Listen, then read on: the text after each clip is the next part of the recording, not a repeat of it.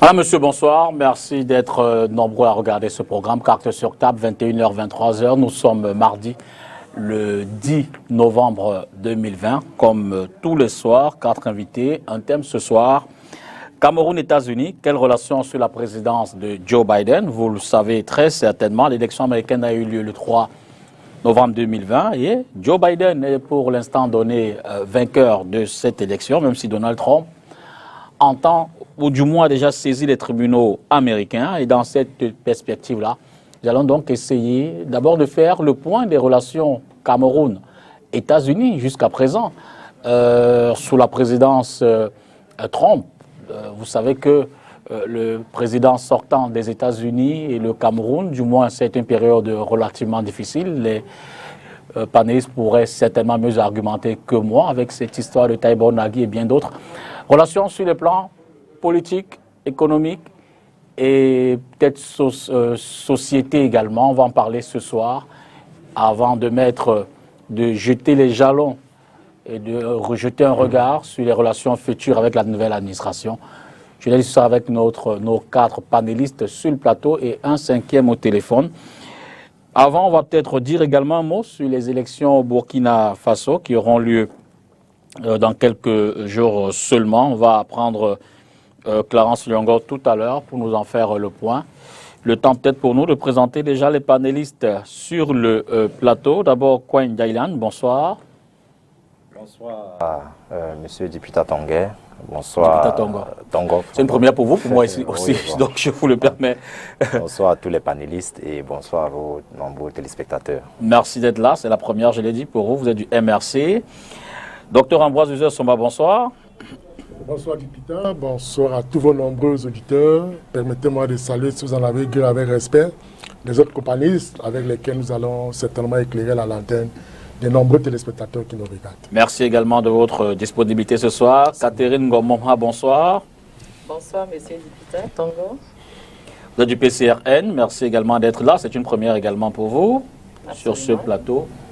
Absolument. Merci. Merci d'être des nôtres. Hervé Manuel, bonsoir. Bonsoir député.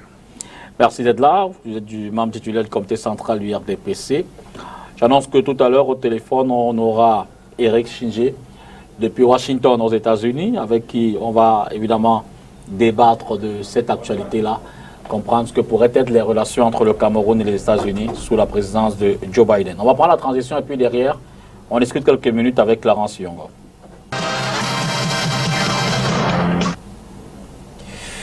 Alors, je l'ai dit, présidentielle au Burkina Faso, une première pour ce pays-là avec la candidature d'une dame.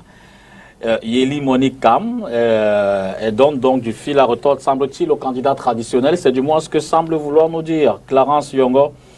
Clarence qui accompagne cette candidate-là. Bonsoir Clarence. Bonsoir Clarence. Alors, on va prendre Clarence dans quelques secondes seulement. Clarence, bonsoir. Bonsoir à vous. Merci d'être des nôtres ce soir. Vous êtes on va avec vous parler en quelques mots des élections au Burkina Faso. Est-ce qu'on peut planter le décor de cette élection-là déjà? Alors, cette élection au Burkina Faso arrive dans un contexte de l'après-revendication de la rue, où les jeunes sont descendus, comme vous le savez, pour déloger Blaise Compaoré.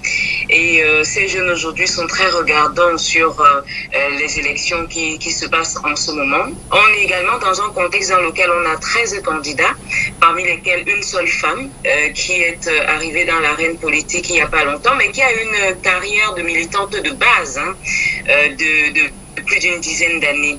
Et c'est un contexte également dans lequel il y a une crise sécuritaire qui sévit en ce moment et qui émet des doutes sur le déroulement de ces élections, parce qu'il y a d'ailleurs quelques heures, je vais dire quelques heures parce que ça s'est passé il y a 48 heures, un chauffeur qui a été abattu par des terroristes dans la zone du nord, le chauffeur du MPP de Roch-Marc Christian Kaboré. Et donc c'est un peu ce contexte-là dans lequel les élections se déroulent en ce moment. enfin, la préparation des élections se déroule. Alors, vous le dites, votre candidate, c'est une première pour une dame, peut-être en Afrique de l'Ouest aussi, de se porter candidate à... Quelle est sa motivation? Quel est son programme? Que pense-t-elle du Burkina de demain? Ce n'est pas la première femme. Il y a eu 2 autres femmes qui se sont portées candidates déjà en 2015. Elles n'ont pas battu campagne comme c'est le cas aujourd'hui, peut-être parce que le regard misogyne que les hommes ont sur les femmes ne leur a pas permis de véritablement s'illustrer et de montrer leur intelligence. Oui, il y a eu des femmes avant, mais je pense que c'est quelque chose d'exceptionnel parce qu'aujourd'hui, ce que l'opinion dit, c'est que oui, pour une fois, on a une femme qui a un projet de société, on a une femme qui nous permet, qui nous amène à réfléchir. Parce que vous allez observer que sur le plan justement de la campagne, les grands partis, il y en a 4 grands qui ont qui étaient habitués aux grands meetings, qui se sont finalement retrouvés au porte-à-porte depuis 48 heures. Donc ça veut dire que on les a contraints d'une façon ou d'une autre à revoir leur stratégie de campagne. Maintenant, s'agissant du projet de société, il y a un point clé qui est le système éducatif, parce que vous devez savoir que au Burkina Faso, 25% des élèves seulement continuent après le secondaire, nous dit-on. Le reste s'arrête bien avant, et donc ça fait quand même qu'on soit dans un contexte dans lequel il n'y a pas comment je veux dire ça, on ne pousse pas beaucoup, hein, les jeunes n'ont pas une forte motivation à pousser les études jusqu'à un certain niveau, donc il est question aujourd'hui de revoir cela.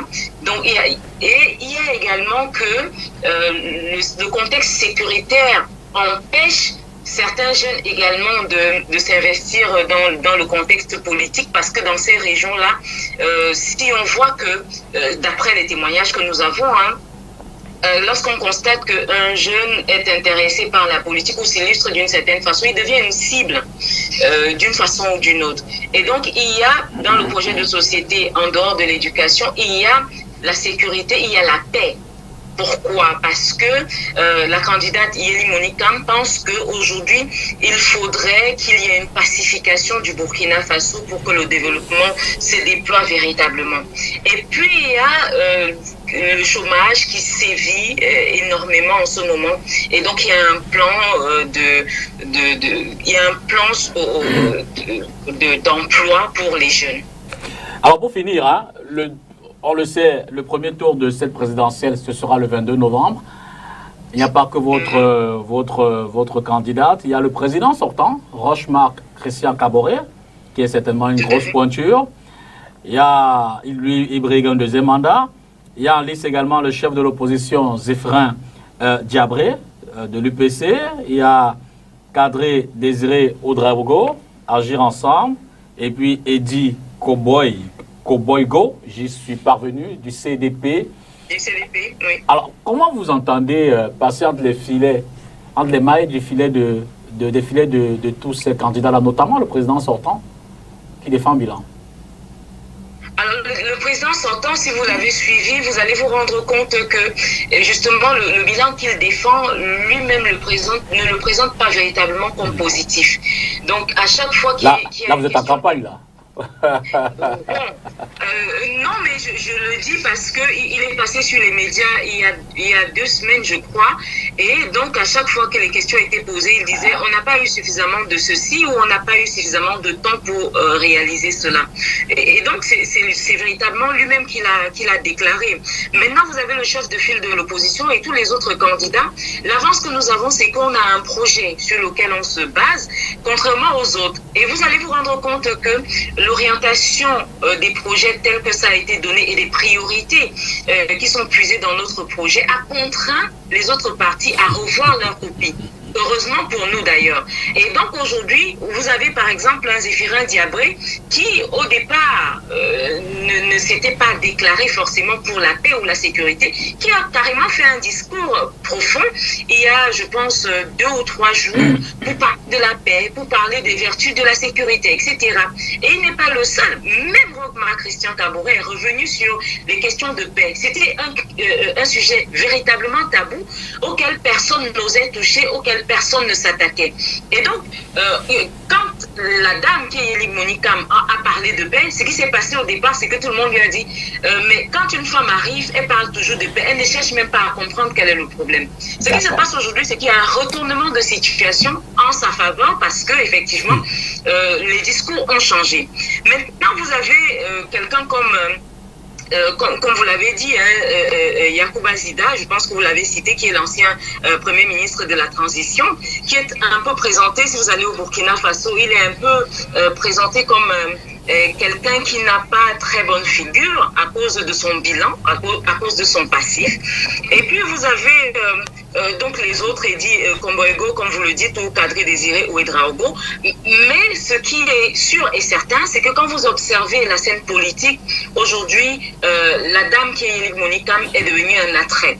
Autant au départ, personne ne misait sur elle, autant on disait ce n'est qu'une femme, parce qu'on est dans un contexte socio-culturel assez difficile, il faut le reconnaître. Tout le monde disait ce n'est qu'une femme. Autant aujourd'hui quand même, je peux vous assurer que les discours ont changé. Merci à vous Clarence. Je rappelle que vous êtes dans l'équipe de com de Yéli Monikam, qui est candidate à l'élection au Burkina Faso, et bien sûr que on suivra tout cela de très près. Merci de nous avoir planté le décor de cette élection-là, et puis à la prochaine. Bonsoir. Merci beaucoup, merci. On va prendre la transition et rentre donc définitivement dans le débat de ce soir, qui, comme on l'a dit, nous allons interroger ici, sur ce plateau, les relations Cameroun-États-Unis sous l'ère Joe Biden. C'est tel qui était avec Matumba, non? Alors, bon, peut-être, vous voulez dire un mot sur cette question? Oui, justement, un mot, oui, justement, à propos des élections au Burkina Faso. Ce que je voudrais dire, c'est que j'ai aimé le décor qui a été planté au départ, en rappelant un peu l'historique qui ponctue ce pays. Vous savez que depuis 2001, le Burkina Faso s'est essayé à une révision de la Constitution en posant justement les bases de la levée du verrou du mandat, de la durée du mandat du président. Et très tôt, 3 ans plus tard, ils se sont rendus compte que c'était une erreur fatale et ils sont revenus à la limitation du mandat présidentiel. C'est quand même à relever. Et aussi, les protagonistes et les acteurs politiques commencent à comprendre, et même le peuple commence à comprendre quelle est l'importance qu'il faut attacher à une élection dans ces 3 missions spécifiques, à savoir le choix des dirigeants, la sanction de ces dirigeants et, si possible, ce que j'appellerais la pacification des rapports entre les dirigeants et le peuple. Donc voilà un peu ce que nous pouvons... Didier un mot sur l'élection au Burkina Faso? Oui, je dirais simplement que je ne vais pas quand même manquer du moins d'entrevoir une félicitation, enfin d'exprimer une félicitation, des félicitations au président Kaboré, qui aujourd'hui, sur 14 candidats qui ont déclaré compétit, on a retenu 13. C'est quand même des signes, ce sont des signaux qui montrent que effectivement les enjeux sont posés et la compétition est ouverte. Emmanuel Combe. Mais écoutez, moi j'ai seulement une curiosité. Je sais que le Burkina attire beaucoup les Camerounais. Mais lorsque vous présentez une personne comme un journaliste et qui nous fait la relation du contexte, comme on a entendu, c'est de la propagande. Non, mais j'ai dit qu'elle est journaliste, mais elle est dans l'équipe de communication d'une candidate. Très bien. Moi, je pense quand même que le Burkina Faso a un gros problème de sécurité, de stabilité intérieure. Et qu'avec tout l'activisme des groupes terroristes qu'il y a dans sa frontière avec le Mali et le Niger, il faut un homme fort pour le diriger.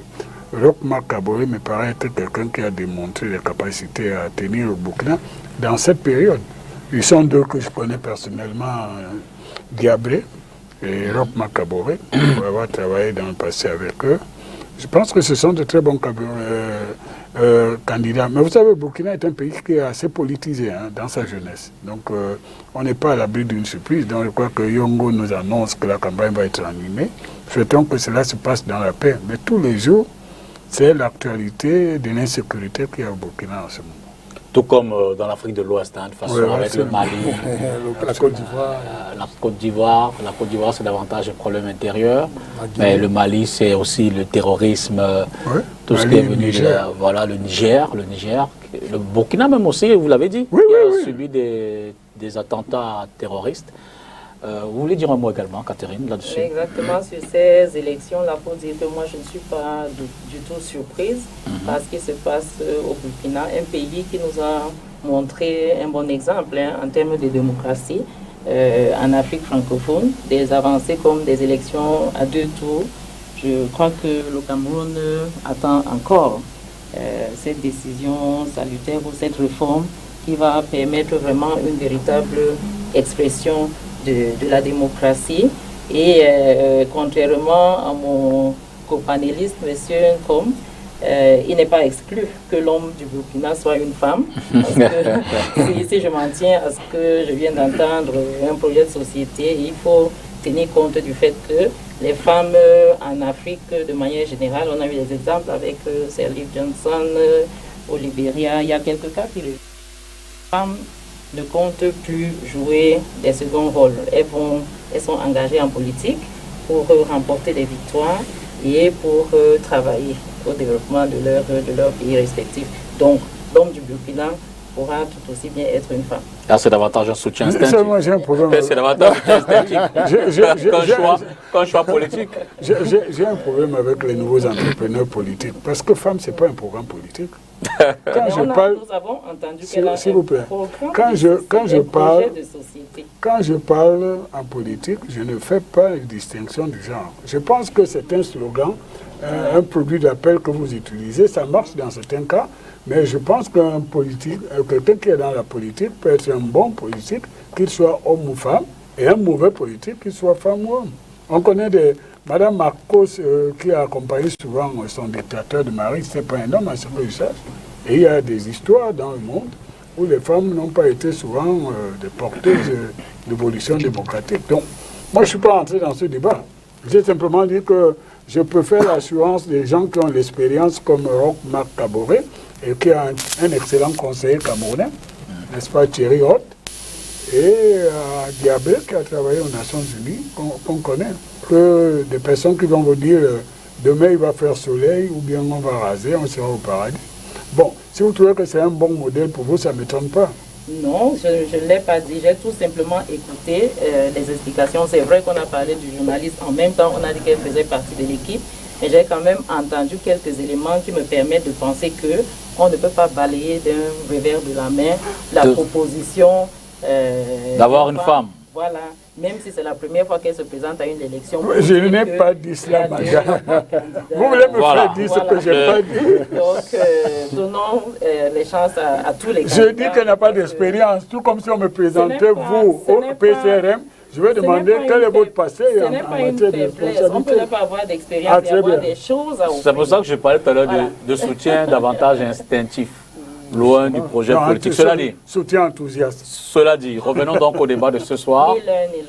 Il va nous permettre d'interroger évidemment les relations Cameroun-États-Unis à l'aune de nos questions de politique intérieure, de nos questions de politique sécuritaire, évidemment, de nos questions de politique économique.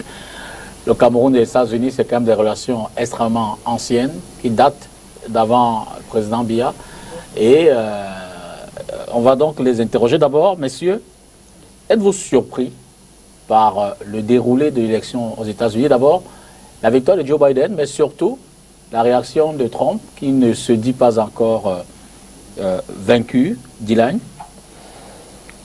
Je ne suis pas surpris de la défaite de Trump et davantage la victoire de son concurrent Joe Biden était, du moins pour un observateur averti des élections, de la façon dont les élections se passent aux États-Unis, était l'homme favori parce que Donald Trump a du moins brillé par un bilan beaucoup plus mitigé. On a connu sur Donald Trump, surtout avec la Covid, la pandémie récente, une gestion très du moins, qui n'épousait pas l'unanimité des Américains et ça grognait, du moins, ça grognait au niveau du peuple, où il a été taxé d'un mauvais gestionnaire, d'un mauvais gouvernant. Donc, Joe Biden était en quelque sorte la solution de plusieurs Américains et justement, l'élection présidentielle nous a démontré de façon démocratique comment est-ce que des primaires jusqu'à l'élection, le déroulé démocratique s'est fait ressentir. Et donc, dans une je ne vais pas dire transparence absolue, mais dans un système du moins aussi translucide, aussi visible que la démocratie américaine, on a vu, du moins nous les Africains, nous avons vu une sorte de leçon de maître, une fois de plus, venant des États-Unis,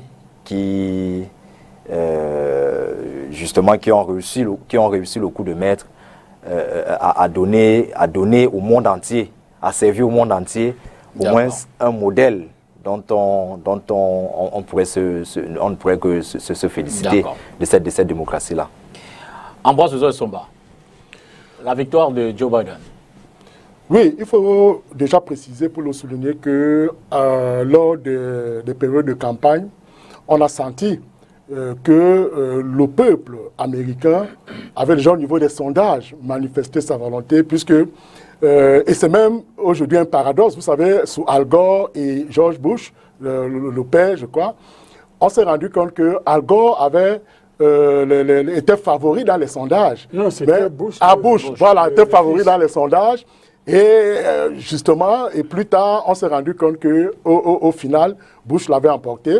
Et à la suite, justement, d'une décision de justice, parce qu'il faut le préciser, vous savez que lorsque les candidats n'ont pas pu dégager la majorité absolue, c'est-à-dire que 69 plus 1, c'est-à-dire 270, parce qu'il y a 538 grands électeurs, quand on divise par 2, ça fait 269, plus 1 la majorité. Alors, quand les partis n'arrivent pas, puisque c'est un scrutin majoritaire à un tour des listes, on se rend bien compte que la législation américaine prévoit que s'il n'y a pas un candidat qui dégage la majorité, la Chambre des représentants élit le président et le Sénat élit le vice-président. Et maintenant, en cas de contentieux, lorsque ce n'est pas, comme on l'a vu à quel pays où il y a eu le problème de bulletins qui n'ont pas été perforés, ce n'est pas en Californie, mais je crois que c'est un autre pays que ça. Alors vous voyez que dans ce cas d'espèce, c'est la Cour suprême fédérale en réalité qui désigne le président, comme ça s'est passé en 2000. Alors vous avez remarqué que Joe Biden a eu 280, c'est-à-dire que grands électeurs. Vous voyez qu'il a eu un record en termes justement de suffrages valamment exprimés des grands électeurs de près de 20 voix de différence par rapport à Trump. Et vous vous rendez compte que lors de la campagne, Joe Biden s'était déjà démarqué parce qu'il avait déjà pris des positions. Vous savez, il a fait 8 ans quand même en tant que vice-président des États-Unis aux côtés de Barack Obama. Cela lui a permis d'avoir une certaine maturité politique et justement de pouvoir toucher les points de la société qui ont marqué les Américains. D'où cette élection aujourd'hui où il se dégage comme vainqueur à la suite justement d'un duel historique entre Donald Trump et lui. D'accord. Hervé Manuel Com. Moi, je suis très inquiet. Les élections américaines m'inquiètent. Hervé, je vous en prie, juste le temps de dire peut-être bonsoir, Eric. Oui, bien sûr. Eric, bonsoir. Bonsoir. Merci d'être des nôtres. Vous êtes en direct de Washington. On va vous garder à l'antenne tout au long de l'émission pour évidemment analyser les relations Cameroun-États-Unis à l'aune de la présidence de Joe Biden, ce qui nous permettra de faire un bilan de ce qui vient de se faire avec Trump et puis bien avant. Je rappelle que sur le plateau, on a Dylan Coing du MRC, Hervé Manuel Com du RDPC, Catherine Gomoma du PCRN et puis le docteur Ambroise Somba. Donc, on va écouter Hervé Manuel Com, on va écouter Cathy, et puis vous prendrez la parole. Catherine, s'il vous plaît. Bonjour, Eric. Très bien. Bonsoir. Bonsoir, Emmanuel. Merci. Non, moi, je vous disais que je suis très inquiet par rapport aux élections américaines, parce que d'abord, malgré l'heureuse sortie qui s'est donnée, c'est-à-dire l'élection de Joe Biden, le système électoral américain a montré ses limites. Il est en train de montrer aussi les risques qu'il peut faire courir. Alors, ces risques sont de plus en de surcroît dangereux. Pourquoi ? Parce que vous avez quand même quelqu'un qui est approximatif et il y a 70 millions de personnes qui votent pour lui et qui se balade avec des armes dans la ville et qui met du temps, qui fait de la résistance à la vérité et tout ça. Donc, je crois qu'il faut faire extrêmement attention parce que les élections américaines nous ont montré que tous les pays, même les plus puissants du monde, peuvent être, leur système démocratique peut être mis en danger par du populisme, la démagogie et plusieurs autres choses. Donc, je suis très attentif, mais je ne suis pas aussi enthousiaste. Maintenant, on est heureux de savoir que, d'abord, l'Amérique est un pays locomotive. Son retour dans le multilatéralisme va permettre un monde moins dangereux que celui de Trump, n'est-ce pas? Et faire en sorte que les Américains refassent totalement partie du monde. Donc ça, c'est mon mot introductif, mais je ne suis pas aussi enthousiaste, c'est pas aussi facile que ça, parce que imaginez que dans le pays qui a tous les systèmes éducatifs du monde, 70 millions de personnes votent pour Donald Trump en 2020, ça veut dire que nous sommes dans un monde dangereux. D'accord. Eric, la question, c'est d'abord, êtes-vous surpris par la victoire de Joe Biden face à Trump? La simple réponse est non. Je m'y attendais. Je m'attendais à ce que Joe Biden gagne. Je ne m'attendais pas à un échec aussi... cuisant. Enfin, je m'attendais à ce que Trump fasse pire que ce qu'il a fait. Ok. Donc, en fait, on doit considérer que Trump a gagné, puisqu'il a eu plus de voix cette fois-ci qu'en 2016. Mais les raisons pour tout ça sont plus ou moins claires. L'Amérique, c'est un pays très divisé. Très divisé. Il y a deux tendances. J'étais dans une clinique tout à l'heure. La personne qui me parlait, c'était un blanc. Je le regardais. Il m'a posé quelques questions et je me suis dit, ah tiens, ça doit être quelqu'un qui se tient l'ombre. Est-ce que je dois lui faire confiance? C'est la question que je me posais. Parce qu'effectivement, on ne sait plus qui est qui. Ce pays est divisé en deux. Il y a ceux en qui on peut croire et ceux qui voient tous ceux qui ne sont pas, je dirais, blancs, comme des étrangers. Et vous, comment vous l'expliquez, cette fracture? Je crois que ça a toujours existé. Bon, évidemment, vous savez, ce pays est né comme ça. Ce pays est né depuis plus de deux siècles. Il y avait ceux qui soutenaient l'esclavage et ceux qui ne le soutenaient pas. Donc c'est un pays qui a toujours été divisé. Mais ce que Trump a fait, c'est de faire ressortir cet aspect... c'est un peu comme si la guerre civile, puisque la guerre civile a toujours continué dans ce pays.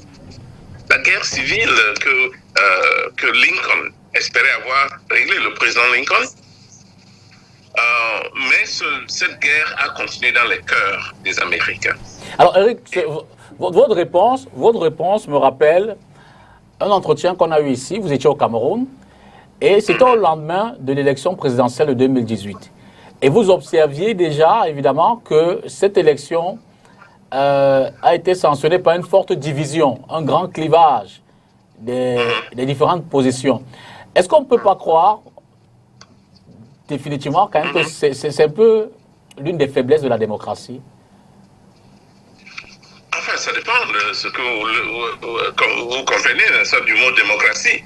Vous savez, Obama représentait le président Obama, avec la victoire d'Obama, il représentait donc cette tendance, ce que les autres appellent démocratie, enfin cette tendance de ceux qui se sont battus pour la constitution américaine, une constitution qui reconnaissent, n'est-ce pas, le respect de l'homme, de l'humain. Ouais. Donc, il y a cette constitution qui existe depuis la création de cette république. Et Obama était donc l'incarnation, si vous voulez, n'est-ce pas, de ceux qui appartiennent à cette tendance. Mais il y avait la guerre civile aussi, et ceux qui croyaient que les esclaves doivent rester des esclaves, l'Amérique appartient à ceux qui ont gagné, donc ceux qui ont réussi à écraser les Indiens, les Américains indiens, et ils considèrent que ce sont eux qui ont construit le pays, donc le travail des Noirs ne compte pas, ils considèrent que c'est leur science. D'accord. C'est avec leur science qu'ils ont construit ce pays, et ils doivent donc rester, mais ils se voient en train de devenir minoritaires aux États-Unis, et cette guerre aujourd'hui, ce que Trump représente, c'est cette résistance contre une tendance que les gens veulent à tout prix détruire. D'accord, venons-en aux relations Cameroun-États-Unis. Dylan, je commence peut-être par vous avec cette question. Que peut-on retenir des relations entretenues entre nos deux pays sous l'ère Trump? Je veux dire que on a vu apparaître pendant le mandat un secrétaire d'État, Taibo Nagui, assez virulent. Un sous-secrétaire d'État chargé des affaires africaines, assez virulent, on peut le dire ainsi, sur des questions politiques, sur des questions de sécurité intérieure. On a pu voir quand même que sur le plan économique, l'AGOA, les Américains ont dû reviser un peu leur position là-dessus. Le Cameroun a perdu une part assez importante de ce point de vue-là. On a pu voir que sur la coopération militaire, il y a également eu une diminution de l'apport des États-Unis. De tout ce point de vue, Kwan Dylan, qu'est-ce que vous retenez de la relation Cameroun-administration américaine sous l'ère Trump? Déjà, Eric, un instant, Oui. on écoute d'abord Dylan. Oui, Merci. oui, déjà, je dirais que j'ai personnellement perçu une franchise de la part des Américains vis-à-vis du gouvernement camerounais, parce que de tout ce que vous avez cité, chaque fois que les Américains devaient passer à l'acte, des cas que vous avez cités tout à l'heure, ils prenaient le soin de rappeler au gouvernement qu'effectivement, il y a un problème. Et chaque fois que le gouvernement n'avait pas abordé, du moins, les pistes de solution, les Américains se sentaient dans l'obligation de poser des actes forts pour davantage interpeller le gouvernement à prendre de façon basique ses responsabilités. Donc, sur ce point de vue, je pense que le gouvernement américain a été franc et honnête dans sa démarche. D'accord. Alors, du côté du Cameroun, je dirais simplement que la relation entre le Cameroun et les États-Unis a été un peu refroidie durant une certaine période où le gouvernement camerounais pointait du doigt accusateur les Américains d'être derrière un certain nombre de choses, du moins en ce qui concerne la crise anglophone, d'être des protecteurs, des soutiens de ceux des Camerounais qui vivent dans leur territoire et perpétuent des actes de terrorisme. On a vu toutes ces scènes-là. Et bon, peut-être ce qu'il faut retenir entre les relations États-Unis-Cameroun, c'est simplement que le monde évolue selon une logique, la logique du plus fort. Et chaque fois que les Américains ont senti la nécessité d'agir, ils l'ont fait. D'accord. Et avant de le faire, comme je disais, ils ont toujours été honnêtes de rappeler leurs différentes positions. Et donc, ils ont laissé transparaître leur implication par rapport aux différents problèmes qui ont été posés. D'accord. À travers des sanctions, comme vous avez cité tout à l'heure. Et il est certes vrai que le gouvernement camerounais a toujours très mal digéré. Mais paradoxalement, chaque fois que les États-Unis ont proposé des aides au gouvernement camerounais, ça a été la bienvenue. Le discours a souvent changé du qualificatif dont on pourrait leur attribuer avant à un autre qualificatif de plutôt amitié, coopération bilatérale qui se porterait très bien Je dis quand c'est les soutiens qui viennent de la part des États-Unis. Catherine?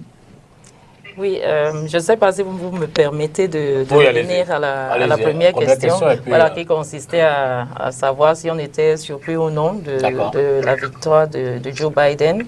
Je dirais, pour rejoindre un point de vue que j'ai entendu tout à l'heure, que même les plus vieilles démocraties nous réservent des surprises. Parce que malgré l'avantage des sondages, tel que c'était annoncé, mais on a vu que la marée bleue qu'on attendait n'est pas venue tout de suite. À un moment donné, je crois qu'il y a même eu des doutes dans le camp démocrate. J'ai suivi quelques analyses qui essayaient même déjà de mettre en doute ou de questionner la stratégie de campagne de Joe Biden, qui lui avait choisi de ne pas aller physiquement au contact des gens, compte tenu de tout ce qui se passait avec la COVID-19. Donc, à un moment donné, ça a flotté un peu. Heureusement que les choses ont repris leur cours normal. Donc, les violences aussi, parce que nous avons vu des scènes.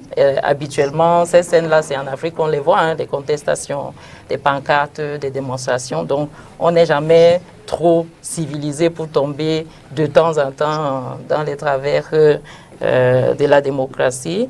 Je dis aussi le fait que le résultat final ne soit pas arrivé très vite, 24 heures, 48 heures, c'est pour la première fois qu'on va attendre, et même là, nous parlons encore au conditionnel, puisqu'il y a des revendications et des actes, des procès qui vont suivre.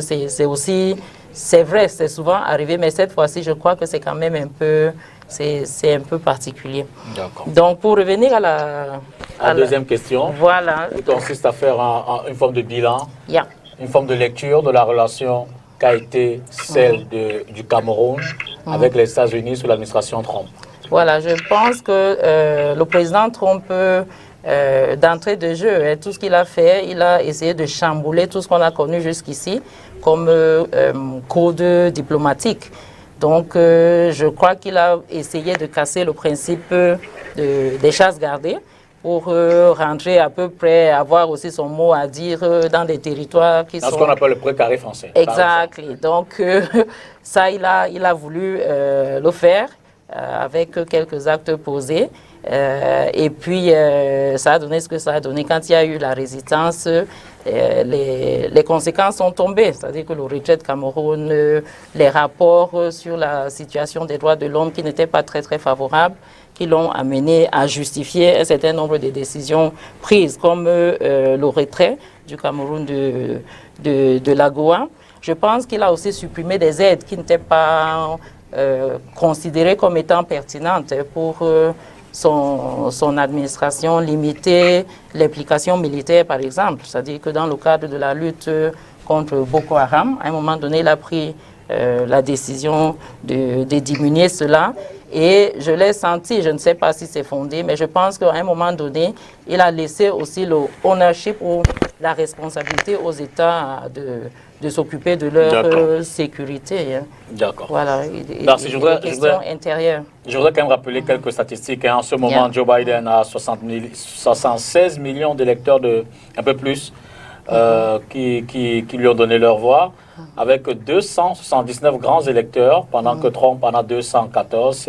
Joe Biden va finir à plus de 289. D'accord, on le verra bien. Alors, Ambroise Duson, sur le point entre les deux administrations, ce Trump. Oui, sous Donald Trump, on va, telle l'expression consacrée en diplomatie, il y a eu des relations chaleureuses, mais matinées un peu sporadiquement de froideur. Quand on prend les relations chaleureuses, on voit que il n'y a pas si longtemps, avant même l'élection, les États-Unis ont reçu toute une délégation des LECAM aux États-Unis. C'était déjà un signe fort. Nous, on se rappelle que la base arrière... Vous avez dit que LECAM va apprendre ou alors va donner... Bon, selon les cas. Selon les cas.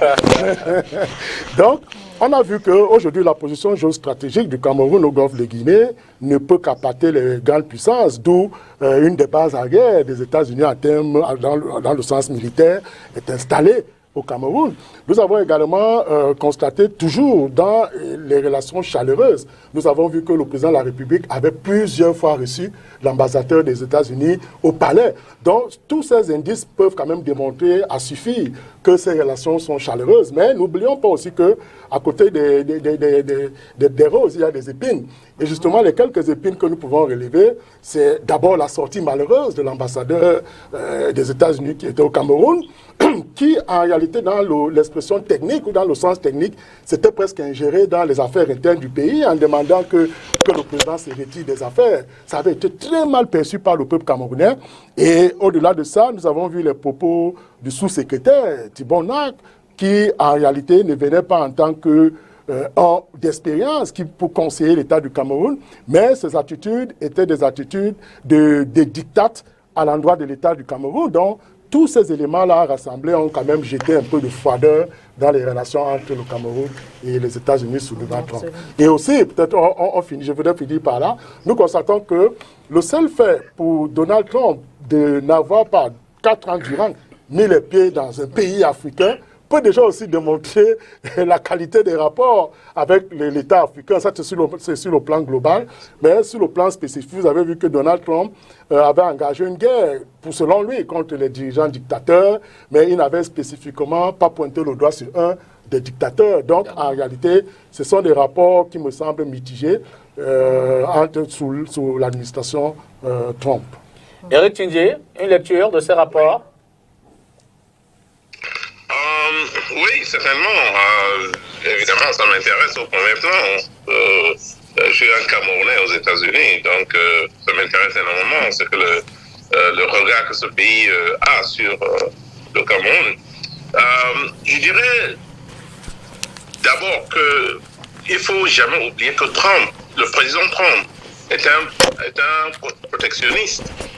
Donc, il voit les États-Unis d'abord. Et la question qui se pose à tout moment, c'est qu'est-ce qui est dedans? Dans les relations internationales, qu'est-ce qu'on gagne? Qu'est-ce que les États-Unis gagnent? Qu'est-ce qui est dans ces relations pour les États-Unis? Donc, en ce qui le concerne,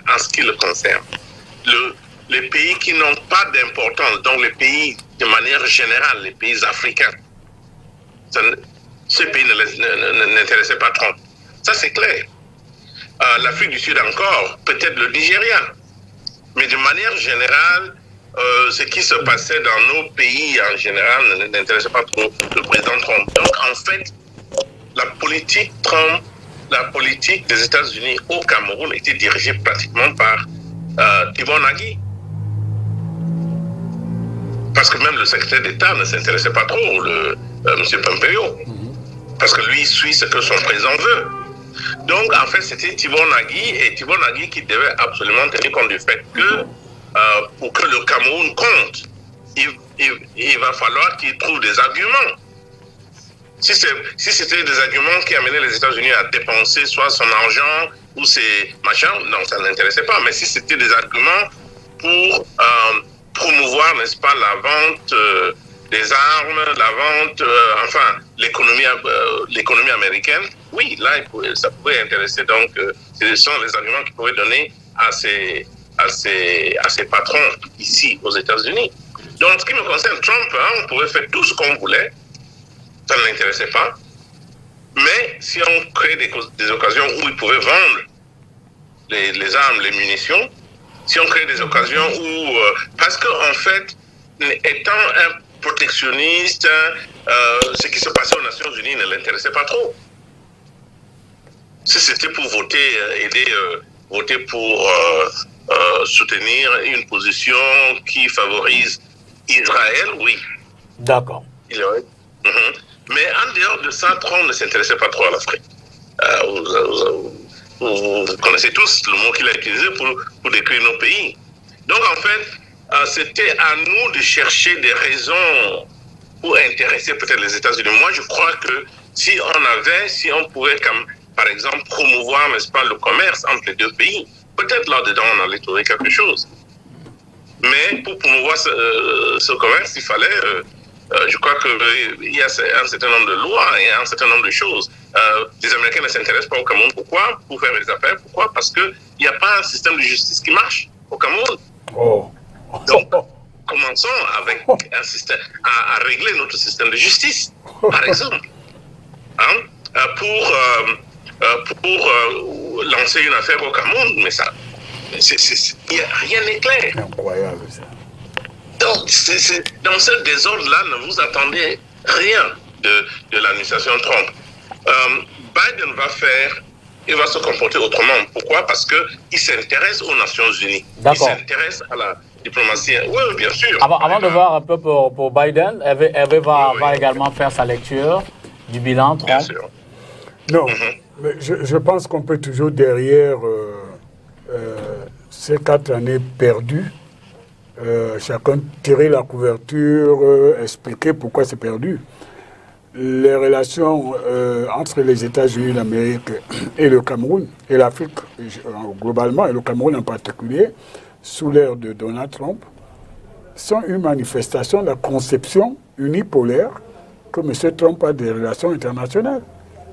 C'est-à-dire qu'il a eu exactement, à un autre niveau, avec l'Afrique, le comportement qu'il a eu avec l'Europe. Il est contre le multilatéralisme et il ne parle de multilatéralisme que dans le sens unique des intérêts des États-Unis et sa conception à lui. Donc ce n'était pas une politique particulière sur le Cameroun. Et cela a profité à des individus qui parlaient au nom, entre guillemets, des États-Unis, mais qui ne représentaient pas les États-Unis. Et Eric est en train de faire la démonstration avec, par exemple, l'intervention permanente de Tibor Nagy, qui en fait faisait du Congo-Ça, de ce qu'il savait, puisqu'il a été diplomate au Cameroun, mais ce qu'il parlait était tout à fait aérien. Je voudrais rectifier quelque chose que M. Gwen a dit tout à l'heure. Le gouvernement camerounais n'a jamais accusé les États-Unis d'être derrière tous les groupuscules, appelés comme vous voulez, ambazoniens ou les sécessionnistes. Attention, il a dit globalement que tous les pays qui hébergeaient ceux qui se réclamaient être derrière cette activité faisaient fausse route. Et ces pays-là ne sont pas que les États-Unis d'Amérique. Il y a l'Angleterre, il y a le Nigeria, notre grand voisin, il y a aussi les pays nordiques. Pour revenir à Donald Trump, il faut quand même qu'on remette les choses. Dans les rapports commerciaux entre le Cameroun et les États-Unis, il y a près de 30 ans, à cause du pétrole, notre balance commerciale a toujours été excédentaire pour le Cameroun, puisque c'est nous qui leur vendions le pétrole, puisqu'ils n'allaient pas encore chercher le pétrole de schiste et plusieurs choses. Donc, il faut être très, très attentif. Maintenant, ce que Trump faisait, il instrumentalisait ce qu'il appelle l'aide, qui est par exemple, qui n'était pas en fait une aide. Savez-vous que le Cameroun, par sa position géographique, a une position stratégique, c'est-à-dire qu'un avion militaire qui décolle de Garoua atteint le golfe arabique en moins de 30 minutes. Vous comprenez?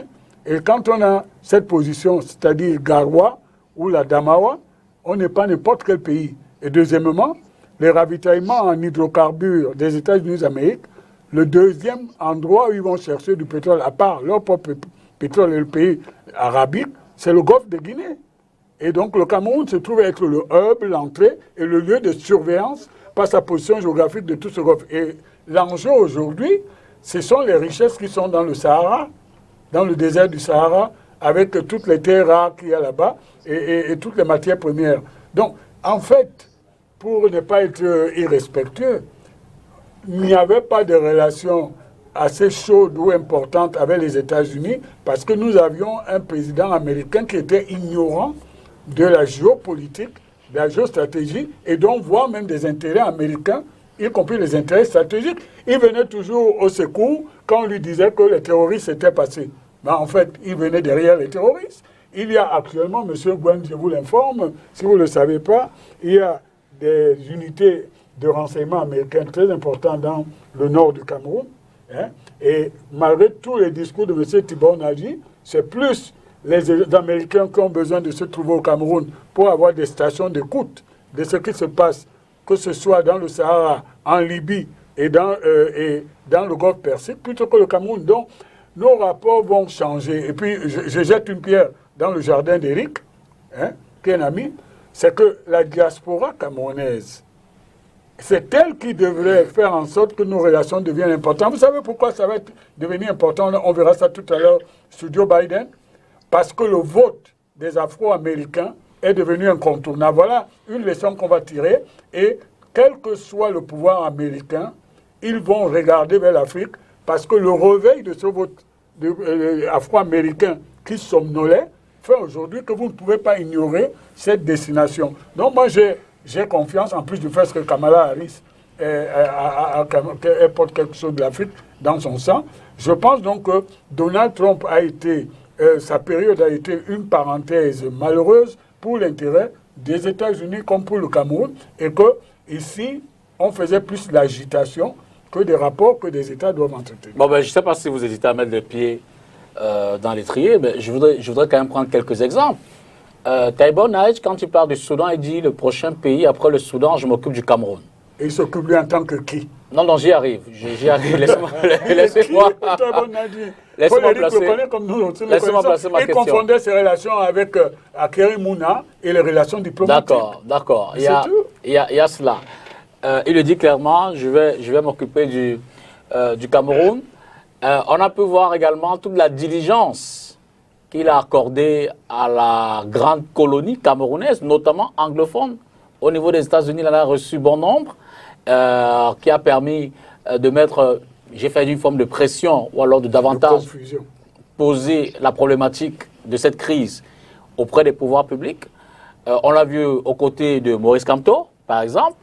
Est-ce que, et d'ailleurs, à chaque occasion, vous, l'URDPC, ou vos camarades, certains, n'ont pas manqué d'y voir une forme d'ingérence dans les questions de politique intérieure. Ambroise Luizon et Somba. Si vous plaît, une parenthèse, oui. À propos du RDPC, je vais vous simplifier la tâche. D'accord. Nous avons beaucoup de camarades, entre guillemets, pour des raisons qui leur sont propres, peut-être n'ont pas été dans la diaspora comme certains d'entre nous, comme Eric et moi, qui instrumentalisent ce genre d'agitation de période pour créer la peur, et je ne sais pas pourquoi. Vous comprenez ce que je veux dire? D'abord, une parenthèse, je vais être aussi polémique. M. Thibault Nadji à la recherche d'un job, puisque dans moins d'un mois, il est viré du gouvernement américain. Donc, pour revenir à ce qui est de sérieux, oui, les groupes instrumentalisent les proximités. Moi, à un moment donné, Eric le sait, puisque chaque fois qu'il s'arrêtait à Paris, on était ensemble.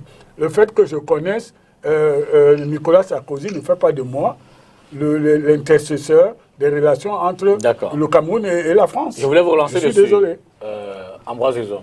Oui, je venais Oui, justement, je venais un peu de piquer du nez dans cette affaire en indiquant que Thibault Nak, à un moment donné, a confondu les missions qui sont siennes. C'est-à-dire que les propos qu'il a tenus parfois corrosifs étaient de nature à presque s'impliquer dans le domaine interne des États. Sur lequel tout à l'heure j'ai parlé de l'ingérence. Vous savez, même en matière humanitaire, le principe c'est d'abord qu'il faut au moins prendre l'accord de l'État en question, même si les questions humanitaires sont prioritaires.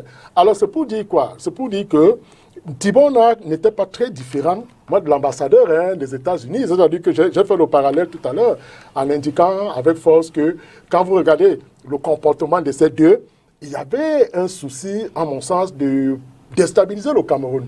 Parce que quand vous voyez une personnalité à la dimension d'un ambassadeur qui a une double mission, une mission d'abord de représentation de son président sur un territoire étranger et une mission diplomatique, c'est-à-dire de représentation de son État sur un territoire étranger, ça veut dire que cette manière d'agir consiste à jeter de l'huile dans le feu. Et ça, je suis d'accord avec Dylan qui parlait tout à l'heure que en réalité, en droit, ou du moins dans les rapports entre les États, ce n'est pas une question d'égalité souveraine entre les États, mais c'est plutôt une question de rapport de force entre les États. Et c'est ce rapport de force que Thibault Nak a voulu faire passer, mais je crois qu'il a trouvé un pays tout à fait particulier. Mais vous savez son point faible. Thibault Nak avait un point faible. Il a été diplomate au Cameroun. On a tendance à oublier que ce monsieur faisait simplement dans les années 90. L'amplification des... Il était secrétaire à l'ambassade. Voilà, conseiller à l'ambassade du renseignement. On a tendance à oublier qu'il faisait simplement une caisse d'amplification de Kozei de Nkondongo. Catherine. C'est vrai qu'on a dit le président Trump, de manière directe, ne s'est pas vraiment beaucoup impliqué dans les relations avec les pays africains. Mais à travers justement ces hauts responsables, là, on a ressenti à un moment donné de l'ingérence. Et je vais prendre 3 points. Je pense qu'on a déjà parlé du fait que je ne veux pas les appeler les sécessionnistes, les Amba Boys, ils ont plusieurs noms aujourd'hui. En majorité, vivent aux États-Unis et contrairement à certains pays qui ont lancé des enquêtes qui surveillent les activités de ces garçons-là, contrairement à ces pays-là, donc on n'a pas senti les États-Unis, on n'a pas senti les États-Unis prendre des mesures contre eux. Donc c'est un peu le calme plat, ça frise un peu une certaine complicité. Et puis il y a eu aussi le fait de donner l'impression de donner des injonctions à un État qui est aussi souverain. Quand on a parlé du dialogue inclusif, il faut. C'est-à-dire que c'était une demande, c'était une injonction. On ne fait pas ça d'État en État puisque le Cameroun était suffisamment mature et souverain pour prendre les décisions et gérer les crises internes. Et on ne peut pas fermer les yeux sur les lockdowns systématiques qui ont paralysé toute cette partie du pays, là, le Nozo. C'est-à-dire que l'économie est à terre, la vie même est au ralenti. Donc pour un pays responsable qui dit défendre un certain nombre de valeurs, le silence ou la complaisance était quand même... Vous connaissez la dernière déclaration de Tibor Nagy, il y a une semaine. On s'interroge là-dessus. Il appelle la diaspora à respecter l'intégrité territoriale du Cameroun. Mais il le fait au moment ça vient un peu tard, c'est ça. Il a besoin d'un job. Voilà, ça vient un peu tard. Ça vient un peu tard. On a tout dit de l'implication américaine au Cameroun, mais ce qu'on a oublié de dire, justement, c'est... sous quel plan les États-Unis sont impliqués, du moins se seraient impliqués, parce que je vais parler là du conditionnel. On a vu que l'ambassadeur Bellerin, du moins, avait demandé au président de la République de ne plus se représenter. Lui en tant que qui? Mais il a fait, c'est un fait. Allez-y, allez-y, Liane. Un diplomate demande un ambassadeur. Allez-y, du Cameroun, un grand ami du Cameroun. Enfin, lui, en tant que l'ami que le gouvernement a toujours encensé, il a trouvé mieux et bon de conseiller le président de la République de ne plus se représenter. Si vous trouvez en ça un problème, c'est un problème d'avis. Il pouvait demander à Donald Trump. Vous avez une amitié d'hypocrisie. Alors, les États-Unis, justement, se sont prononcés sur la question politique au Cameroun, où ils ont jugé mieux, pour ne pas faire dans l'hypocrisie, de demander au chef de l'État de ne plus se représenter pour éviter, parce que n'oublions pas que les États-Unis agissent toujours en avant-garde, pour éviter, agissent toujours en avant-garde, on peut voir leur politique même à travers le monde, pour éviter au Cameroun ce que nous vivons aujourd'hui. Ça c'est d'un. De deux, l'implication des États-Unis par rapport à la crise anglophone. Nous avons clairement vu que chaque fois qu'il y a eu bain de sang, ou alors il y a eu des atrocités qui ont été commises, les Américains sont levés, ils ont sorti, je crois, 2 résolutions à ce qui concerne la résolution, enfin, les propositions pour venir à une paix au Cameroun. Ils se sont impliqués, là c'est positif. Maintenant, n'oublions pas que les États-Unis ont une loi qui protège les minorités à travers le monde. Donc, partant de cette loi, on peut comprendre que chaque fois qu'ils estiment qu'il y a des injustices, ou qu'il y a des inégalités, ils ont toujours eu, enfin, cette façon, on peut la condamner, mais ils ont toujours eu cette façon de s'impliquer directement et de dire de vive voix leur mécontentement et même aller jusqu'à proposer des solutions. C'est pour ça que je parlais tout à l'heure des 2 résolutions qu'ils ont pu sortir et ils ont acheminé ça au niveau de la chambre basse et après la chambre basse, ça devait aller à la chambre haute pour que le président de la République, enfin le président en exercice, Donald Trump, puisse donner son avis. Donc à ce niveau-là, on va beau voir du moins l'implication des États-Unis comme une sorte d'ingérence, c'est quand même discutable. C'est quand même discutable parce que, au-delà de l'ingérence, si on veut regarder sur le pan de la position des États-Unis par rapport à un problème interne, si on veut regarder sur ce pan, on peut parler d'une ingérence. Mais si on regarde justement sous l'angle des solutions que les États-Unis proposeraient, je crois qu'en tant qu'amis, ce serait plutôt, à mon sens, des attitudes plutôt à féliciter. On a un partenaire bilatéral qui n'a pas sa langue dans la poche qui, chaque fois que le Cameroun subit une crise ou alors traverse des moments difficiles de sa vie politique, se lève quand même et dit ne fais pas comme les autres partenaires. Je vais citer la France ici, je vais citer la Grande-Bretagne, qui font parfois dans une sorte de Congo-ça, comme le grand frère comme venait de dire, qui préfèrent passer par des institutions de nuit. Et le jour, quand il faut vraiment parler de vive voix, ils n'ont pas assez de cran. Et les États-Unis, eux, parce qu'ils sont forts, ils sont puissants. Merci, Dilian. Je veux dire, ils ont cette décence, justement, de se prononcer et de dire les mots tels qu'ils sont. D'accord. Hervé, et puis on reprend Eric. Oui, alors moi je suis un peu curieux parce que quand on fait une analyse des relations internationales, on les met dans un contexte global. Peut-être que vous êtes très jeune pour ne pas le savoir. Depuis la guerre du Vietnam, vous ne pouvez pas me donner l'exemple d'un pays qui a été pacifié par l'armée américaine. L'armée américaine se trouve encore en Somalie et tout le monde se souvient que les diplomates fuyaient en oubliant les chemises dans les bureaux. L'armée américaine a connu, la diplomatie américaine a connu une débâcle à Téhéran en 1977. Ça n'a pas encore été réparé. L'armée américaine, je m'excuse, je parle sous le contrôle d'Éric, il faut qu'on ait un débat. Le problème, c'est la conception des relations internationales, monsieur. C'est-à-dire que Trump était l'incarnation vivante et de l'arrogance d'une puissance. C'est-à-dire qu'il disait, avec un ton, ce qu'on ne dit pas en public. Tous les pays s'exercent de l'influence. Tous les pays ont intérêt qu'il y ait de la paix.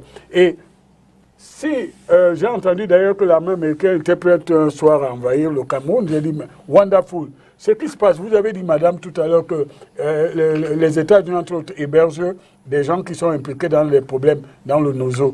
Mais parce que la plupart de ces gens sont américains. Ils ont la nationalité. C'est ça qu'on revient à un problème de la nationalité dans ce pays, dont j'ai été quand même une des victimes. C'est-à-dire que les gens vont là-bas, c'est ça, et un pays n'expulse pas ses nationaux. Donc, il faut qu'on se comprenne très bien. Alors, le vrai problème, c'est que les Américains, sous Donald Trump, n'ont pas fait assez d'efforts pour comprendre la diplomatie. Et la diaspora, même avec des talents comme Éric Signé, qui se trouve sur leur territoire, n'a pas aidé à faire comprendre l'intérêt. Vous savez que le Cameroun, à part le Nigeria, est l'un des pays qui a le plus grand nombre de nationaux. Il y a 1 600 000 Camerounais qui vivent aux États-Unis d'Amérique et dont les 2/3 ont la nationalité américaine. Donc en réalité, ils sont plus nombreux. Donc en réalité, les problèmes du Cameroun devaient faire partie de l'agenda politique des États-Unis puisque ces gens votent.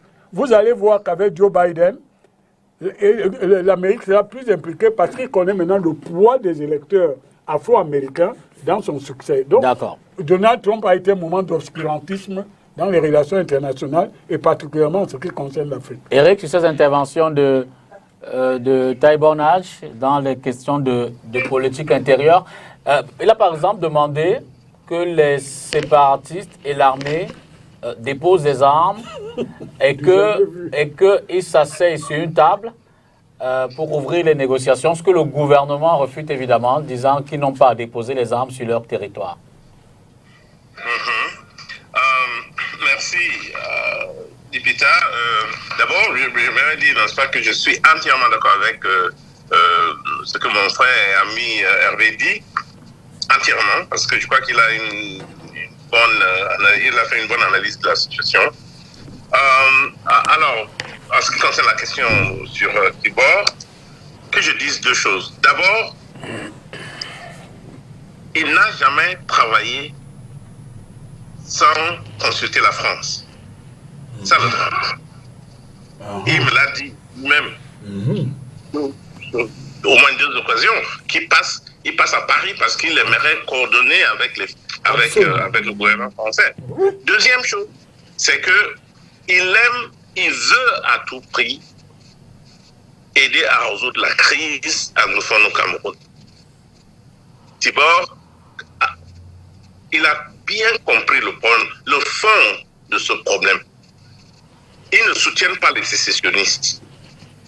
Donc, quand j'entends certains mots, les mots ingérence et tout ça, oui, bon, écoute, c'est un Américain, il va insister sur la démocratie, il va insister sur l'alternance et tout ça. Mais Tibor Nagui n'a jamais il n'est pas d'accord. Il reçoit quelques Amazoniens, mais il n'est pas d'accord avec leur approche. Il n'accepte pas. Il leur a dit d'ailleurs avec insistance qu'il ne voit pas comment un autre pays va soutenir les sécessionnistes dans cet objectif de diviser le Cameroun. Donc sur ce plan-là, il est déçu évidemment parce qu'il sait que le gouvernement il n'existe aucune volonté politique pour résoudre le problème. Là, il le sait. Bon, Eric. Bon, cher ami, mon frère. Bon, écoute, moi j'ai dit, non, je suis sûr que s'il y avait une volonté politique pour résoudre, moi je donne aussi mon point de vue là-dessus. Mais je sais que Yvon Nagui partage ça, qu'il n'existe pas une volonté. On est dans une économie de guerre qui profite à certains et ceux-là ont la possibilité d'empêcher à évoluer vers une solution. Donc, il y a des problèmes à ce niveau, mais je crois que le point essentiel, c'est d'abord que Trump ne s'intéresse pas trop à l'Afrique. Trump ne l'intéresse pas trop. Il ne s'intéresse pas trop. Donc, il a laissé la politique africaine entre les mains des diplomates, des gens qui connaissent l'Afrique. Et malheureusement pour nous, ou heureusement, Yvon Nagui, c'est quelqu'un qui a été au Cameroun, qui aime le Cameroun et qui a des amis camerounais. Donc, il y a cet aspect de la chose. On parlait, en ce qui concerne le Cameroun, je crois que c'est encore Hervé qui a parlé de la position géostratégique du Cameroun, parce qu'en fait, c'est l'armée américaine qui utilise la position géostratégique du Cameroun, qui continue à s'intéresser à ce pays. Et vous savez qu'on a découvert aussi au Cameroun, on n'exploite pas encore, je crois, enfin vous êtes mieux placé pour le savoir, la terre rare que le Cameroun a. Donc, je crois que dans l'ère Biden, on sera obligé de jouer sur tous ces éléments-là, notre position géographique, surtout géostratégique, nos ressources, certaines de nos ressources naturelles. Il va falloir jouer sur tout ça pour, n'est-ce pas, repositionner le Cameroun dans la politique. Et le rôle de la diaspora? Oui, voilà, c'est important. Là encore, je suis d'accord avec Hervé. Je crois que la diaspora camerounaise a un rôle à jouer, mais malheureusement, qu'est-ce qu'on retrouve ici? On a deux qualités de la diaspora camerounaise est composée de la plupart, dans un premier temps par les anglophones évidemment, et beaucoup de ces anglophones ils ne sont pas pour le gouvernement, ils sont déçus de tout ce qui se passe. Moi, je suis parmi les rares qui continuent à croire encore qu'on peut trouver une solution. Je suis parmi ceux comme ceux qui sont venus, n'est-ce pas, pour le dialogue. Et puis après le dialogue, les gens se moquent de nous à tout bout de champ. Oui, vous êtes partis, rien ne s'est passé, on savait que rien n'allait se passer. Donc, mais cette diaspora camerounaise anglophone aux États-Unis est essentiellement composée des gens qui ne veulent plus parler de Yaoundé, qui ne veulent rien avoir avec Yaoundé. Mais il y a aussi une présence du MRC ici, qui est assez importante aussi.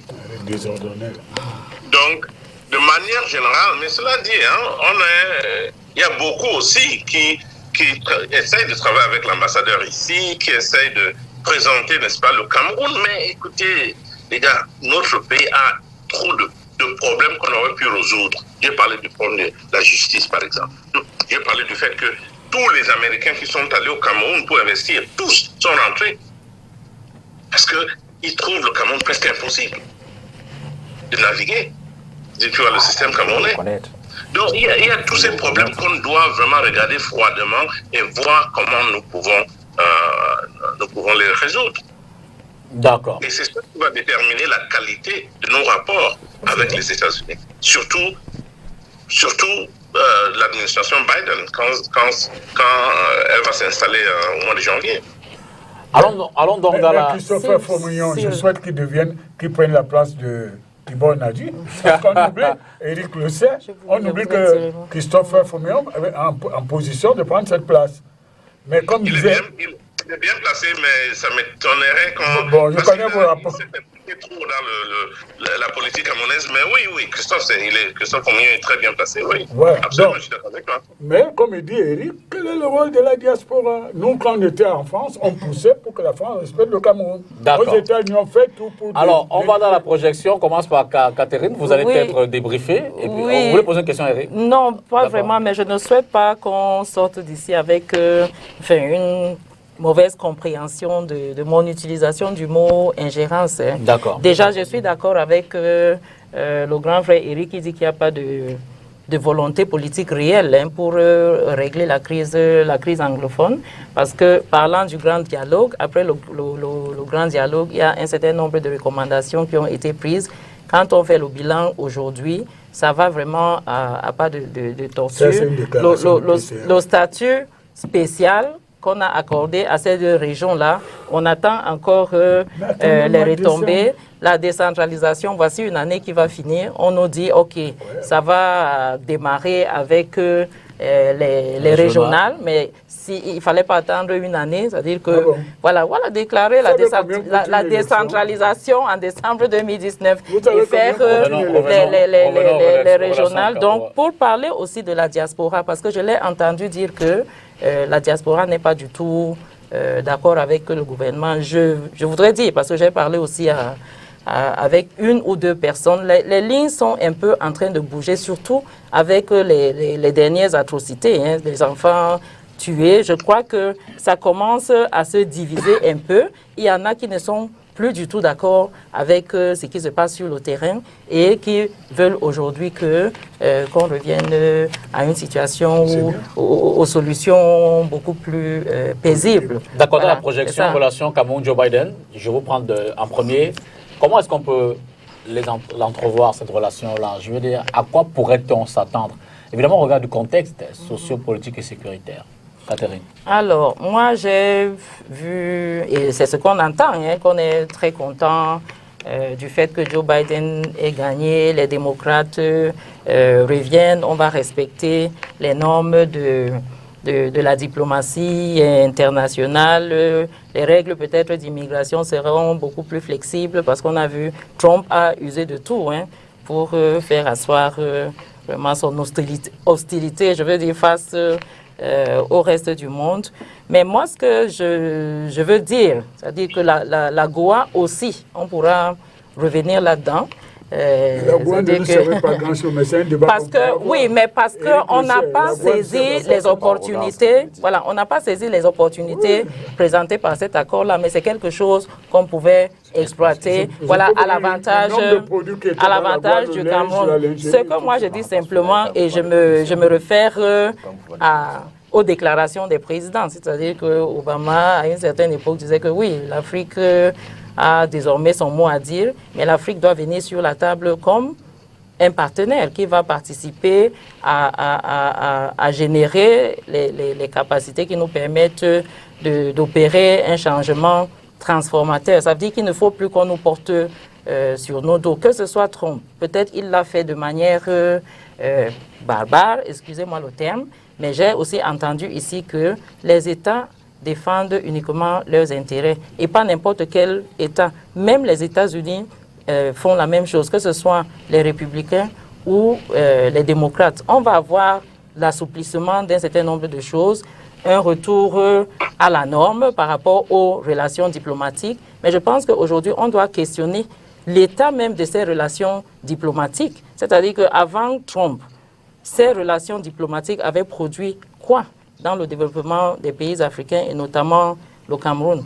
Moi, je dis le changement de régime risque de ne pas changer grand-chose. Passer l'euphorie, on va retomber dans les mêmes travers. Madame, je peux vous donner 2 exemples. Je n'ai pas fini. Si les pays africains et notamment le Cameroun ne saisissent pas les opportunités présentées par ces grands pays, grands ou petits, qui sont des partenaires et non des parents ou des tuteurs. Il faut qu'on sorte de ce schéma. Je peux vous donner 2 exemples. Je prends le risque de ne pas me tromper. Je prends Eric à Washington, puis ça va à la Banque mondiale et à l'ONU. Si Trump était président, jamais le Ghanéen Kofi Annan n'aurait été secrétaire général des Nations Unies. Pourquoi? Parce que ce qu'il fait actuellement avec la candidate du Nigeria, aussi, qui a été élue pour essayer d'imposer une sud-coréenne, ou c'est pas une asiatique, c'est sa compréhension du monde. Il nous prend encore pour des arrières, il est taré. Il ne sait pas que le continent africain est plus grand que le continent américain en superficie. L'Amérique n'a même pas le tiers de la superficie de l'Afrique. L'Amérique, la Russie et la Chine additionnés n'ont pas la moitié de la superficie de l'Afrique qui a 36 millions de kilomètres carrés. Donc, les États-Unis, c'est une fédération qui marche. L'Afrique, c'est des pays individuels qui peinent même à... Je dis ça. Voilà. Non, on ne peut pas comparer. Ne parlez pas d'Afrique. On va voir les États-Unis et le Cameroun, les États-Unis et le Ghana. On ne va pas voir les États-Unis et l'Afrique. Parce qu'on est au même niveau d'information. Pourquoi? Parce que la Constitution des États-Unis, c'est l'addition des États qui n'avaient aucun lien. Oui, mais qui fonctionne. Cette addition-là fonctionne. La Nouvelle-Orléans a été achetée à la France par les Américains, demandé à Paul Éric. Les Américains tentent d'ailleurs en ce moment d'acheter l'Antarctique. Donc ce n'est pas un pays spontané qui est sorti. Non, je vous écoute. L'Afrique a une histoire. Elle va évoluer dans son histoire. Et dans cette évolution, aujourd'hui, la puissance des États-Unis d'Amérique, et elle est démontrée dans la loi, ce qui pose problème. Pourquoi la Pennsylvanie n'a pas le même poids que le Nevada? Pourquoi la Californie a un poids supérieur au nombre d'électeurs que New York? C'est parce que ces États, qui sont bien sûr dans une fédération maintenant, mais n'ont pas le même poids économique. Demain, l'Afrique va arriver à ce niveau. Le problème qu'il y a, c'est le multilatéralisme. Voilà un enseignant de droit international. Ceux qui s'écartent de cela croient qu'ils peuvent diriger le monde d'un petit point du monde. L'Afrique aura 1,6 milliard d'habitants dans moins de 10 ans. Et si on ne respecte pas l'Afrique, on n'a rien compris de l'évolution du monde. Dylan, sur la projection Cameroun-Joe Biden? Oui, la projection au moins sous 3 angles. D'accord. C'est-à-dire que sous l'angle géostratégique, nous savons que les États-Unis sont restés constants, c'est-à-dire que dans la logique de dominer davantage et de créer donc des postes ou des comptoirs où ils peuvent installer du moins leur appareil de contrôle du monde. Donc sur ce plan-là, nous n'espérons pas que les Américains vont changer ou bien sous Joe Biden, cette logique va changer. La plus grande ambassade des États-Unis au Cameroun, elle va fonctionner comme elle a fonctionné avec les autres chefs d'État américains. Maintenant, sur la géopolitique, là, je crois qu'à ce niveau-là, on peut effectivement s'attendre à ce qu'il y ait des chamboulements, du moins dans plusieurs pays en Afrique, parce que quand on regarde le personnage de Joe Biden, j'ai lu une de ses interviews où il était en plein débat au niveau du Sénat, où il défendait la cause sud-africaine. En fait, il défendait les Noirs et il taxait les Blancs d'avoir créé la ségrégation raciale. Et donc, en fait, c'était une sorte d'échange où, d'un côté, les républicains souhaitaient que le gouvernement américain s'implique pour davantage mater. Et lui, Joe Biden, qui était le démocrate, s'insurgeait donc. À la lecture de cette posture, de cette position de Joe Biden, on peut comprendre que c'est un monsieur qui a le souci de s'occuper de s'intéresser aux causes, du moins les causes les plus défavorables. Alors, si on veut donc transposer pour un pays comme le Cameroun, je peux le dire sans risque de me tromper que nous espérons qu'il y aura au moins un vent démocratique qui va souffler beaucoup d'États africains et dont l'alternance.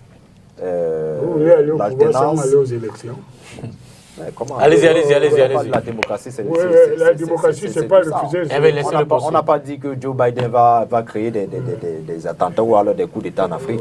Mais on dit au moins que ce vent démocratique va souffler en Afrique, impulsé par la politique de ce monsieur dont nous entrevoyons déjà certaines ramifications, nous entrevoyons déjà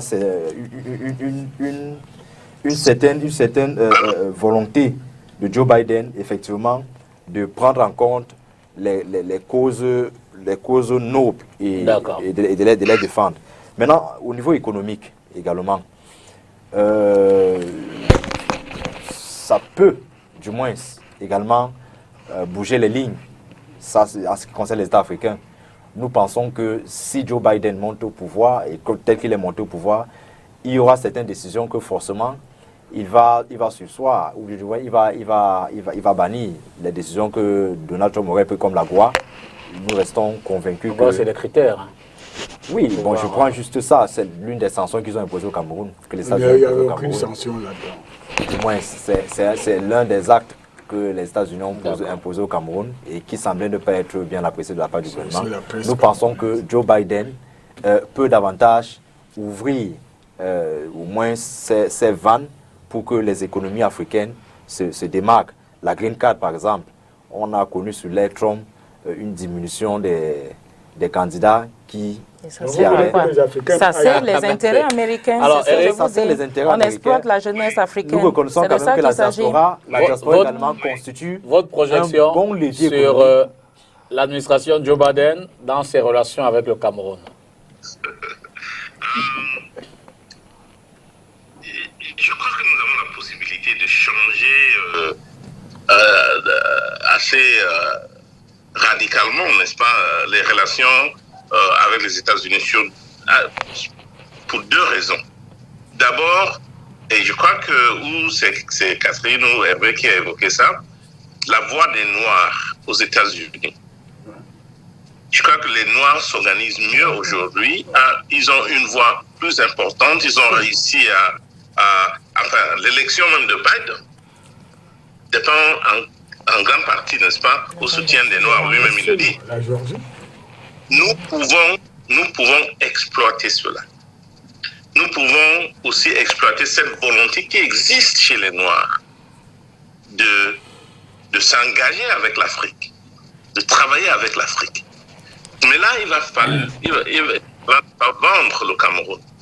Il va falloir donner des opportunités aux Noirs. Nous avons, il y a 10 ans, on avait fait venir, n'est-ce pas, des Américains, des Noirs américains aux États-Unis, des Noirs américains qui ont trouvé leurs origines au Cameroun. Absolument. Ils sont énormes. Il y a un très grand nombre de Noirs américains qui ont pour origine, n'est-ce pas, le Cameroun. Nous pouvons jouer sur ça. Parce que ces gens, ils vont occuper des postes importants. Ils sont devenus plus sophistiqués politiquement, surtout avec... vous avez dû entendre parler de cette dame en Géorgie qui organise, n'est-ce pas, Miss Adams, oui. Ouais. Donc, nous pouvons jouer sur ces leviers-là pour développer des vraies relations avec les États-Unis. Donc, comme j'ai dit, le rôle que les Noirs américains peuvent jouer, le fait que les Noirs vont occuper des postes importants, ça, je suis convaincu. Mais aussi, une meilleure gestion de nos ressources, des ressources naturelles et humaines. Il faut que le Cameroun réfléchisse sur ce point-là aussi. D'accord.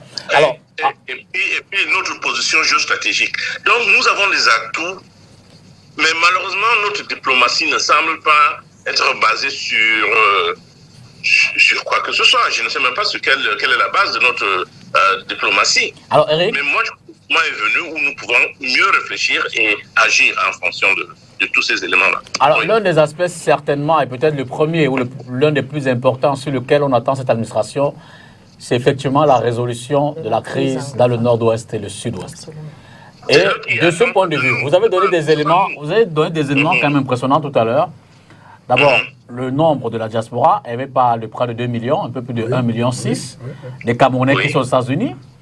Vous avez dit que beaucoup, sinon la plupart, sont contre la politique du gouvernement. Et vous avez dit combien ceux-là, notamment en Californie, ont pesé pour l'élection des démocrates à la présidence. Quelle approche pourrait avoir Joe Biden par rapport à cette situation de crise dans le Nord? Non, moi je suis sûr qu'il va suivre. Enfin, certains le disaient, mais je ne crois pas qu'il va faire partir rapidement notre ami Tibor. Il est vrai que c'est pas mon ami. Hein? Salut Eric, c'est pas mon ami Tibor Nadi. Je comprends. Je comprends parfaitement, mon cher. Mais enfin, je ne sais pas s'il va le faire partir rapidement, je ne crois pas. Si. Mais ce qui est sûr, c'est que ceux qui vont diriger la direction Afrique du département d'État, avec avec le département de la Défense, qui aussi sont pour des relations plus approfondies avec le Cameroun. Moi, je crois que nous pouvons, sur l'ère Biden, là où Trump il s'en fichait complètement de l'Afrique, ces gens sauront qu'il faut absolument développer, n'est-ce pas, une politique assez riche, assez importante, n'est-ce pas, avec l'Afrique. Donc c'est à nous, en fait, tout dépend de nous, c'est à nous, c'est à notre pays de jouer. C'est au Cameroun de s'affirmer et d'insister. Il y a l'USAID, mais ne passons pas par l'aide. Passons par nos atouts. Tout ce que nous avons, j'ai cité quelques-uns, je crois qu'on a eu à parler de tout ça. Jouons sur ces éléments-là pour amener, pour obliger. Nous avons la possibilité maintenant, parce que c'est pas Trump, lui, vous savez, la politique internationale de Trump, là, ça venait de lui-même. Ça venait de lui. Mais là nous sommes avec les gens qui vont réfléchir, qui vont, normalement, donc on revient dans une situation plus normale. Et moi, je crois que si le Cameroun joue son jeu, si le Cameroun met en place, n'est-ce pas, les structures internes, mais aussi une politique externe bien informée, moi, je crois qu'on va bien s'en sortir avec Biden. D'accord. Ambroise Uson. Oui, moi je voudrais dire que le premier acte, d'ailleurs qui m'a marqué après son élection, Joe Biden est allé s'incliner devant l'office de George Floyd. C'était une image très forte. Et pendant qu'il battait même campagne, il avait déjà annoncé qu'il va tout faire pour intégrer les Afro-Américains dans des affaires qui concernent l'administration américaine. Et au-delà de cela, vous savez, Joe Biden, c'est un démocrate progressiste. C'est-à-dire que, comme tout démocrate, il est ouvert dans ce qui concerne des choses comme les questions de liberté, les questions de promotion et de protection des droits de l'homme. C'est pourquoi la question que vous avez posée tout à l'heure m'a semblé pertinente, puisque il va certainement avoir un regard très resserré sur cette crise qui dure depuis 4 ans. Et quand vous voyez aujourd'hui cette attitude de Joe Biden, vous comprenez que, et là je souscris au développement fait par Hervé, c'est-à-dire qu'il a compris que la communauté afro-américaine est celle-là qui lui a considérablement donné ce suffrage dont il est aujourd'hui dépositaire. Alors c'est pour dire quoi? C'est pour dire qu'en réalité, Joe Biden va tout faire pour densifier et dynamiser les rapports diplomatiques entre les États africains. Vous avez vu le frémissement des dirigeants africains une fois qu'il a été élu. Cyril Ramaphosa de l'État sud-africain est sorti, le Muhammadu Buhari du Nigeria, Macky Sall, le président Paul Biya, Ali Bongo. Vous voyez donc que toute cette fièvre qui a animé les dirigeants africains augure d'un espoir avec la venue de Joe Biden. Surtout qu'aujourd'hui, aucun pays, nous sommes là dans les relations de coopération avec les États, aucun pays ne saurait vivre en vase clos. Et surtout que, autre chose, vous savez, les rapports entre les démocrates et les républicains au niveau des idées, il n'y a pas fondamentalement une divergence d'idées étanche. Parce que quand vous regardez bien, autant les républicains que les démocrates restent d'abord dans le principe du protectionnisme étatique. C'est-à-dire que protéger d'abord les intérêts des États américains permet que les États-Unis conservent leur place de première puissance mondiale, c'est-à-dire que de l'une des premières puissances mondiales, et susciter le rêve américain, c'est-à-dire que, comme on l'a souvent dit, l'Eldorado américain. Donc moi, je pense, pour ma part, que sur le plan diplomatique, Joe Biden va s'ouvrir, comme tout démocrate, il va s'ouvrir aux pays africains, et spécifiquement, je crois que la crise anglophone va être, à mon sens, l'une des préoccupations majeures, parce que s'il réussit par les voies institutionnelles normales, à faire apaiser cette crise, à ramener la paix, je pense que ce sera pour lui un élément très important dans la vie politique américaine. Hervé, Moi, je suis optimiste quant à l'administration Biden. Pourquoi? Parce que je crois qu'il ne peut pas faire autrement. Souvenez-vous que lorsqu'il est entré dans le processus des primaires, c'est la Caroline du Sud, les voix des Noirs qui l'ont remis dans le jeu. Il était hors jeu. Oui. Ce sont les Noirs, les Afro-Américains qui l'ont mis dans le jeu. Et aujourd'hui, il gagne la Géorgie. Depuis 60 ans, la Géorgie était républicaine. Il gagne le Nevada, il gagne l'Arizona. Il récupère la Pennsylvanie grâce aux Noirs. Je rappelle tout cela pour dire que, quelle que soit la manière dont il va se retourner, les Afro-Américains seront au cœur de sa politique. Maintenant, moi, ma préoccupation, c'est le rôle des diasporas, et celle du Cameroun surtout. Qu'elle soit positive, nous avons vu les uns les autres. La manière négative, pourquoi? Parce que les Américains ont ceci de commun. À part Joe Biden, qui a été très longtemps président de la Commission des Affaires étrangères au Sénat, les Américains ne connaissent pas la géographie et le monde. D'ailleurs, souvenez-vous, lorsqu'on a demandé à Donald Trump de montrer le Togo, il a montré le Nicaragua sur la carte du monde. Donc, je pense qu'aujourd'hui, nous-mêmes, et à travers notre diaspora, nous devons faire en sorte qu'on retrouve l'excellence de cette relation dans l'intérêt mutuel bien partagé. Ça veut dire, et je suis d'accord avec Eric, que nous ne devons pas penser que nous allons avoir des relations de complaisance. Il faut améliorer notre gouvernance, gouvernance des libertés, gouvernance des affaires, comme Eric l'a dit. Moi, je suis témoin de ce que Eric faisait pendant un moment. Il a pris congé de son job à la Banque mondiale pour ramener les Américains ici. Les Quincy Jones, vous savez, pour que les Oprah Winfrey ont découvert les origines dans ce pays, grâce à Eric et à d'autres. Donc, si nous n'avons pas une diaspora qui soit une diaspora dynamique, qui développe et qui passe son temps à dénigrer son pays, ça ne va pas marcher. Et si nous avons des pays qui ne se rendent pas éligibles au respect grâce à la bonne gouvernance, ça ne marchera pas. Eh bien, je ne veux pas te couper, grand frère. Vous voyez, aujourd'hui, aux États-Unis, il y a une réclamation, il y a une revendication qui est faite. Ils estiment que le dialogue n'est pas très aisé avec l'ambassadeur qui est aux États-Unis, qui est un francophone. Ça, c'est une des revendications. C'est un parti pris que tu as. Non, ce n'est pas un parti pris. Je vous dis que c'est une des revendications. C'est-à-dire qu'ils estiment que le dialogue serait beaucoup plus aisé si l'ambassadeur des États-Unis avait peut-être été un anglophone. Cet ambassadeur parle parfaitement anglais. Pour terminer mon propos, je veux dire que Eric l'a dit, nous devons ensemble améliorer, faire des efforts. Parce que les Américains demandent seulement à faire du business. Et comme on a dit, nous devons faire une diplomatie de nos avantages comparatifs. Nous n'allons pas demander le monde, mais il faut que nous soyons sérieux. Quand un homme d'affaires vient ici et qu'il ne peut pas trouver un business qu'il apporte, faites toutes les agoras du monde, ça n'ira nulle part. Donc moi je crois que à la fois Joe Biden est une espérance, est une chance, mais il faut aussi que nous soyons à la hauteur de cette opportunité. Vous êtes optimiste, Dylan? Absolument. Des relations États-Unis sous les... Enfin, Joe Biden, Joe Biden. Je dirais simplement, j'ai suivi les différentes interventions et je m'offusque d'un certain nombre de choses quand on dit que le Cameroun devrait pouvoir proposer, le Cameroun devrait, au moins sur le plan économique, apporter pour que les échanges soient du moins fructueux et soutenus. Équilibré. Que je me pose la question, le Cameroun souffre d'un problème majeur. S'il faut définir ses relations avec les États-Unis, c'est justement ce problème d'instabilité politique. Parce que, oui, c'est ce problème d'instabilité politique. Le grand frère Eric a dit tout à l'heure, tous les investisseurs américains qui ont investi au Cameroun sont rentrés.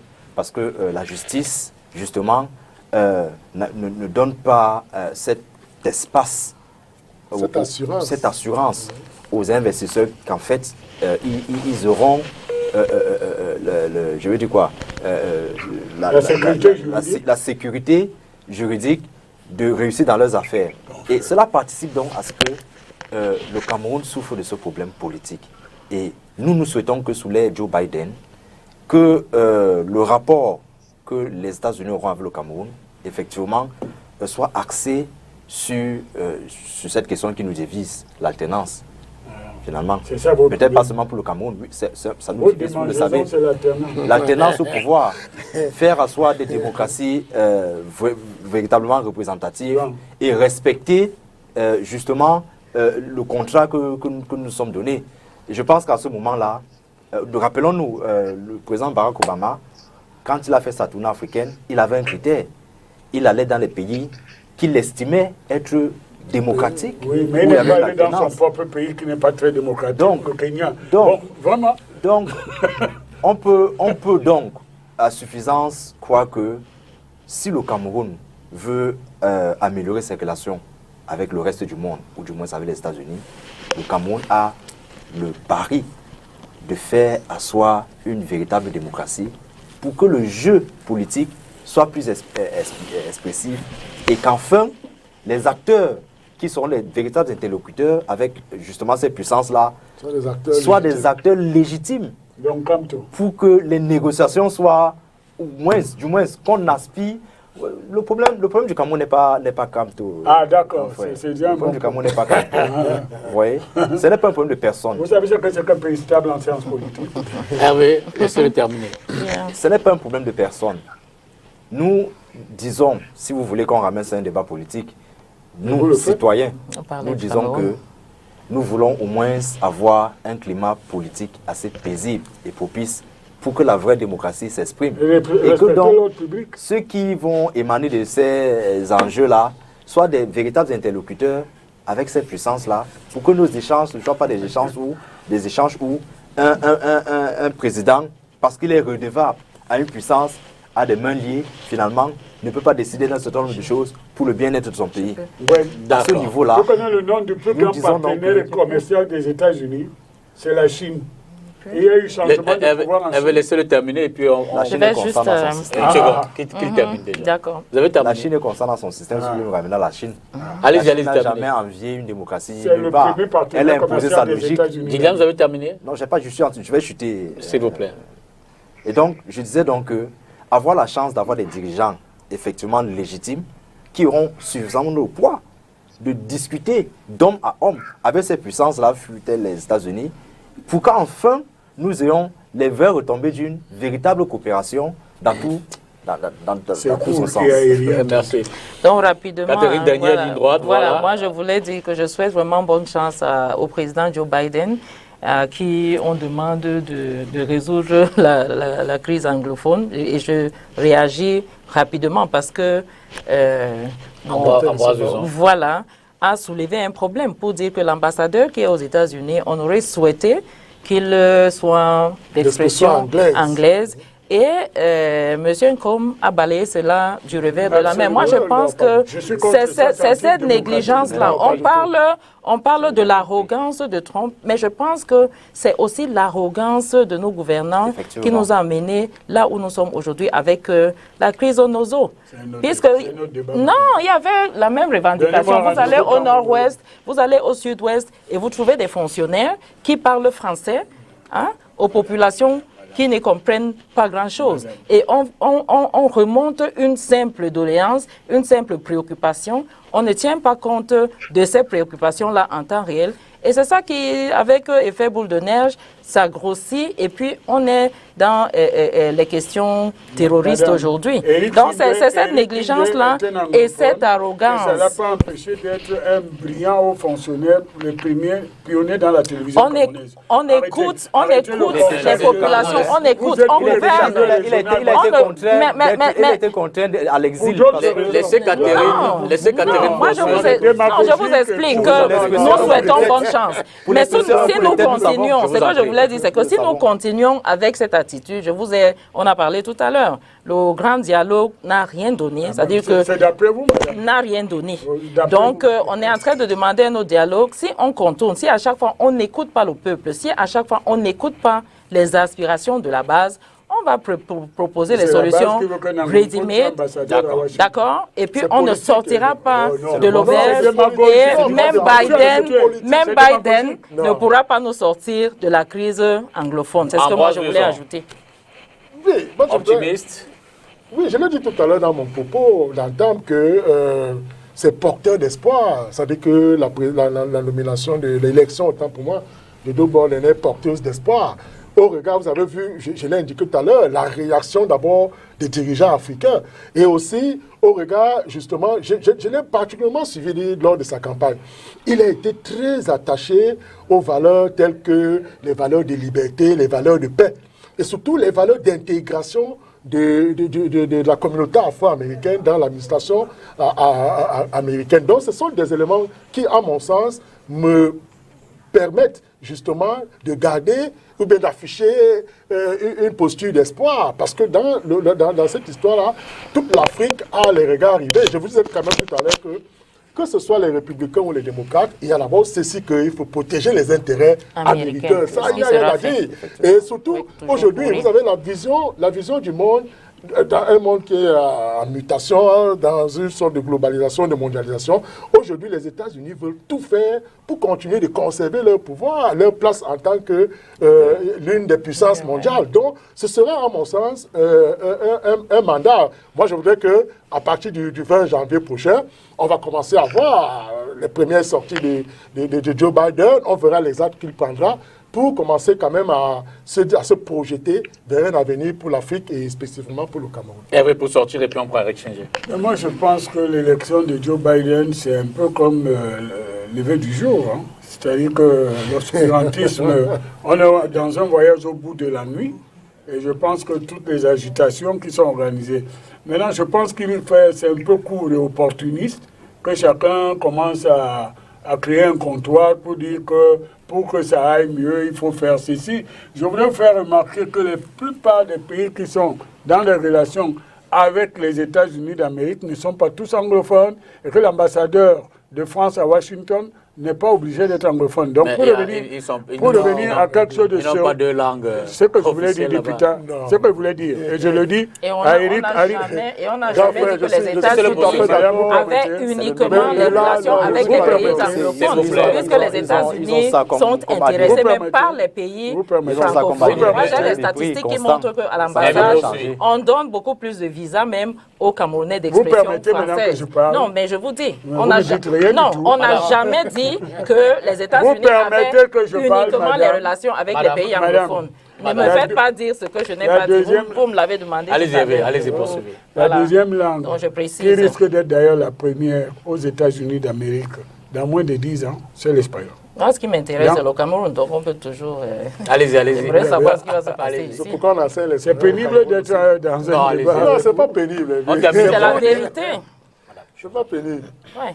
Allez-y, Hervé. Poursuivez et vous terminez. Je pense donc que ce n'est pas une question de langue. La pertinence d'une relation économique, moi je l'avais dit tout à l'heure, c'est que nous attendons que ça bouge et ça doit bouger normalement, vu les éléments objectifs que nous avons présentés. Mais ça doit bouger de notre côté aussi. Et c'est en ça que j'ai la même approche que Eric Signé, en disant que nous devons être nous-mêmes acteurs pour magnifier cette nouvelle relation et la rendre intéressante pour les uns et les autres. Pourquoi? Parce que les Américains sont un élément de stabilité mondiale au point de vue de la sécurité internationale, mais aussi c'est une grande puissance économique. Mais ils ne viennent pas ici pour faire la Croix-Rouge. Si les Américains s'intéressent au Cameroun, c'est parce que derrière, en Centrafrique, les Russes se sont déjà installés, ce ne sont plus les Français, c'est parce que les Chinois sont au Cameroun. Donc nous devons, dans ces relations compliquées, mais que nous pouvons comprendre, montrer une bonne gouvernance et créer des éléments de confiance pour que, là on peut être d'accord sans avoir le même parti, que nous soyons des partenaires confiants. D'accord. Eric, c'est ce que les Américains appellent le go-between. Un dernier mot et puis Eric va conclure. Oui, je voudrais juste indiquer que, Dipita, la forte communauté diasporique camerounaise d'expression anglaise est fortement concentrée en Californie et l'une des, je vais dire, deux choses qu'ils ont souhaité. Ils ont souhaité que pour la crise anglophone, qu'ils fassent venir, que le Premier ministre John Gouté, qui fait l'unanimité de ce côté, vienne en Californie rencontrer la diaspora. C'est un ami d'Éric, c'est son camarade de France. Aussi, non, écoutez... Maintenant, c'est pas un problème quand c'est... Nous sommes là dans... On n'a plus le temps du débat, s'il vous plaît. On n'a plus le temps du débat, s'il vous plaît. Moi, j'ai échangé avec le docteur Onofwe Guy, qui est de ce côté-là. Il s'occupe des questions des scanners, qui m'indiquait qu'en réalité, c'est une des pistes de solutions, parce que toute la D'accord, diaspora merci. est de ce C'est côté. facile tout ça. Et il faut un ambassadeur d'expression anglaise. Allez-y, pour Parce que c'est conclure, politique. êtes-vous optimiste sur les relations Cameroun-États-Unis au regard des enjeux? Je ne sais pas. Je ne sais pas parce que tout dépendra du Cameroun. Exact. Et comme a dit Hervé, et je suis très content des propos de Catherine et d'Ambroise, je crois que beaucoup de choses ont été dites et j'espère que les autorités ont suivi cette émission et que aussi ils vont tirer, n'est-ce pas, certaines leçons, certaines choses qui ont été dites. Moi, je crois que si je suis optimiste, c'est tout simplement parce que je sais que les Noirs dans ce pays vont jouer un rôle plus important. Et si le Cameroun joue bien sa carte, le pays peut tirer pas mal de choses des Américains. Moi, je propose, je commence avec, par exemple, la double nationalité. Moi, j'aurais voulu qu'on donne la double nationalité aux Camerounais de la diaspora, mais aussi aux Américains. Absolument. Qui ont pour pays d'origine le Cameroun. Et comme je dis, c'est des millions, même pas des milliers. Il y a plus d'1 million, 2 millions de Nord-Américains qui sont d'origine camerounaise. Donc, on peut étendre, n'est-ce pas, la nationalité camerounaise à ces gens-là, même à certaines conditions. Ça, voilà quelque chose que nous pouvons faire. Deuxième chose, c'est sur le plan économique.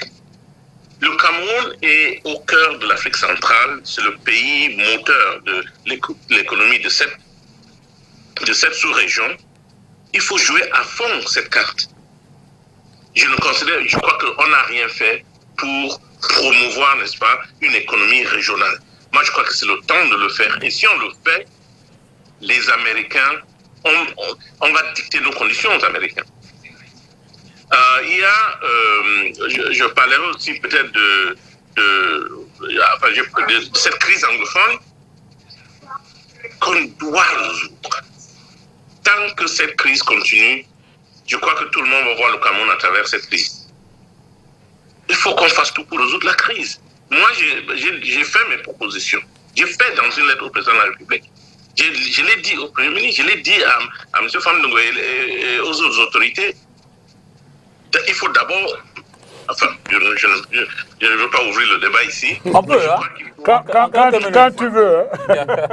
Hein? En 2 ou 3 mots, Eric. En 2 ou 3 mots, vous pouvez y aller. Non, enfin, je crois qu'il faut résoudre la crise. Hein. Et disons que cette crise, c'est une crise... C'est une crise de cœur, c'est pas une crise, c'est pas l'armée, c'est pas les armes, c'est pas les fusils qui vont régler le problème. Ça, c'est clair. Quand les autorités camerounaises sauront qu'en retirant l'armée, parce que, enfin, chaque fois que je le dis, il y a Yaoundé, on me dit, qu'on sort l'armée pour que les sécessionnistes prennent la place, ils ne peuvent même pas. D'abord, ils n'ont même pas la capacité. Deuxièmement, je suis sûr que si on le fait correctement, ils n'auront même pas de soutien. C'est ça le drame. Les anglophones, la plupart sont fatigués de ce qui se passe. Mais ce qui se passe, tout ce qui se passe, c'est à cause de l'armée et à cause des Amazoniens. Oh, ouais, bon. Donc, moi, je crois qu'il faut qu'on se concentre un peu sur la résolution de cette crise, qu'on se concentre sur les aspects économiques, hein, grandement, et puis qu'on essaie de voir sur cette question de double nationalité. Je le dis encore, parce que je sais qu'il y a beaucoup d'Américains, surtout avec l'arrivée de Biden au pouvoir, il y a beaucoup d'Américains, surtout les Noirs, qui aimeraient, ils ont tenté, ça n'a pas marché. Les Adjams, je ne sais pas si vous connaissez. Absolument, bien sûr. Ils savent quelque chose. On leur a donné du terrain, ils ont voulu construire des hôtels, ils ont voulu faire des choses, et puis subitement, il n'y a plus rien. Donc, moi, j'espère qu'avec l'arrivée de Biden, on va prendre un petit recul, on va réfléchir mieux sur notre politique étrangère, sur la situation économique, comment revoir cette situation économique, et puis résoudre ces petites crises qui nous minent aujourd'hui, qui minent notre économie aujourd'hui. Merci infiniment à vous, Eric Tchindjé, depuis Washington, qui évidemment avait contribué à éclairer nos téléspectateurs sur la thématique de ce soir. On va vous laisser repartir et merci encore pour votre éternelle et indéfinie disponibilité. Merci, député, merci. Et bien de choses à tout le monde, surtout, enfin, tout le monde. Surtout, hein. Allez, bonjour là-bas. Je crois que nous sommes en après-midi à Washington. Merci encore, Eric. Merci, bye bye. Alors, on fait rapidement un tour de table, le mot de la fin sur la question. Oui, je voulais simplement rappeler que la crise anglophone est un problème camerounais, typiquement camerounais. Nous avons, enfin, j'ai entendu beaucoup plus mettre au devant de la scène les Américains comme étant la ressource nécessaire. La clé de voûte. La clé de voûte pour résoudre la crise, que nous disons simplement que cette crise-là, elle est interne. Alors, les ressources, premièrement, avant de parler des autres interventions, les ressources doivent être premièrement camerounaises et nous connaissons où commencer pour aborder les solutions. Merci. Catherine Gomonwa. Oui, je suis contente, comme tout le monde, de l'élection de Joe Biden, mais je dis ce n'est qu'un début parce que tout ce qu'on a entendu ici aujourd'hui nous fait comprendre que si on venait à en rester là, sans des efforts du côté camerounais pour profiter et prendre avantage de ce changement majeur du côté des États-Unis, on n'aura rien. Merci. Voilà.